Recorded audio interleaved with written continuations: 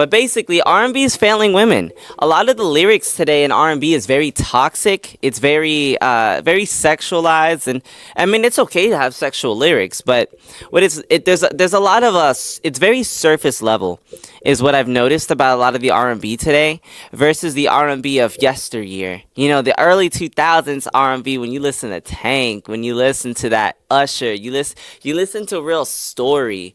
Wow, R&B today is like you listen to like a warm romantic story. Like guys aren't afraid to be vulnerable. They're not afraid to love the other person. While today it's kind of taboo. If you love a girl, you got to be cold. You got to like you can't just be honest. Like you have to just be like some cold sociopath. Like yeah, I'm a cold sociopath.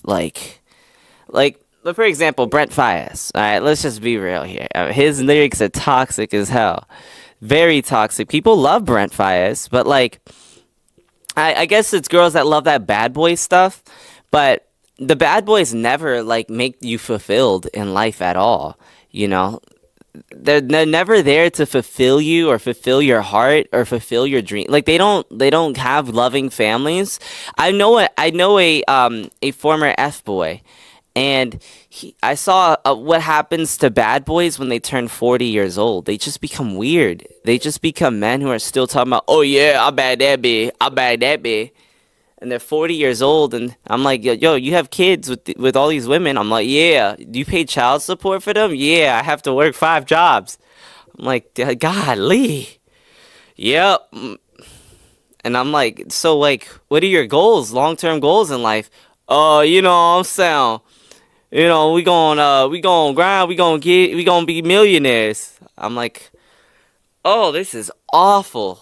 This is just dreadful. So a lot of the guys who end up like these toxic men that girls end up falling for in the future, they just become degenerates, and they're not even like they're just bad people. They're just subhuman. And I feel like a lot of these girls, I feel like a lot of the problem with R&B is just it's not at the love frequency, it's more at the lust frequency. It's more at the frequency of wanting power and a lust for control versus a lust for connection and love and empowerment. And there's a difference between a lust of power versus empowerment. Like the way I formulate my music, for example, my next song Diamond Heart or even Cortisol. Cortisol is my latest song I just dropped, and it's about relaxing your nervous system, knowing that you're young, you're beautiful. It gets rid of that urgency that, oh, I'm about to get too old to do this. I can't do that. You know, that urgency kind of kills your ability to have joy and experience life and be happy. And it's a real problem with society because, you know, social media, but I love social media. It's a great business. As an entrepreneur, as an artist, I love social media. I'm not gonna lie to you. I think social media is the greatest invention. But it's a double-edged sword because most people are at a lower frequency. And so as a result, social media tends to create comparison loops, urgency and fear loops. It creates echo chambers that cause people to compare themselves to other women. Like, oh, that girl's in the Bahamas. She got flown out by her man and she's on a yacht and she's living so nice and she's younger than me by 10 years and she's living so good and here's my life. And it causes people to compare themselves and actually be miserable.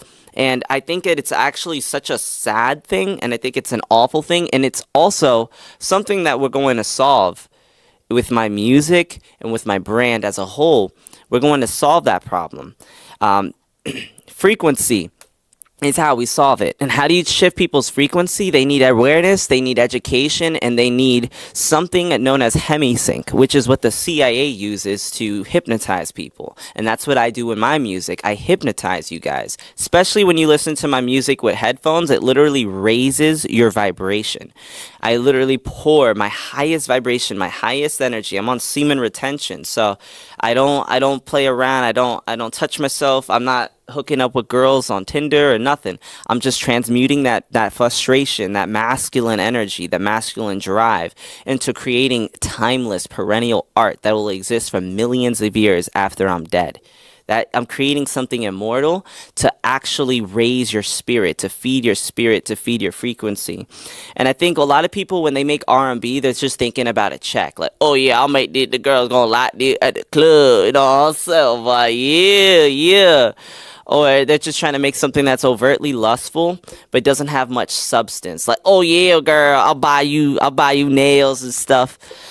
And you know that's cool and all, but there's a lack of substance in a lot of today's music.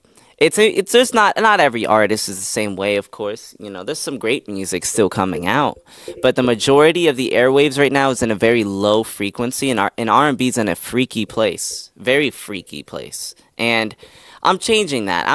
You know, I have my times where I'm freaky, but I also have my times where I'm having a lot of depth of character. And I'm telling a story and I'm making an epic. That's why I really like Cortisol a lot, because it's telling you that you're young, you're beautiful. It's feeding your frequency, and it's ultimately just allowing you to remove cortisol, which ages you, replace that with empowerment, replace that with beauty, replace that with optimism.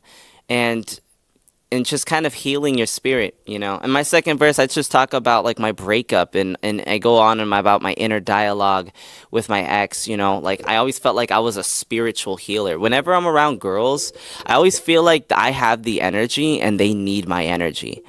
And I always feel like and if you're the type of person who's watching this, you're the type of person to where you're a human battery. You're a battery of positive energy, and you're used to people just being around you and draining you, guys and girls alike, everybody. It's just like you're always positive, or you try to look for like the most optimistic output in life, and it seems like just people just try to drain that. They're just like they don't try to charge you even more. It seems like they're just trying to drain that battery. Like, let me get some of that energy, because it just seems like you're a limitless supply of energy. In a lot of ways, you are. You know, when you go out into the sun literally charges up your aura. Today's a cloudy day, but I feel like because it's been sunny the past few days, like today it's snowing outside, it's super cold, but dude, I feel so charged up and alive because it's just been sunny the last few days. I've been working out, locked in consistently, meditating, doing the work, posting content, making music. My next song, Diamond Heart, is gorgeous. I take themes of heartbreak, and it's like I take that theme of heartbreak, and then in the end of my song, I'm triumphant. Like, she was with me from the beginning. She believed in me from the beginning. Then she betrayed me, but I still win in the end. There's no one's making music like that no more. And that's why you guys are going to see in a year from now, I'm in every single major music conversation. But my point is, I wanted to dive deeply into just the frequency of love, why modern R&B is failing women, and really just talk about that. What up, Slim? How you guys doing? Hey, how's everybody doing today? Comment 1 if you're having a good day. Comment 2 if you're having a tough day. And comment double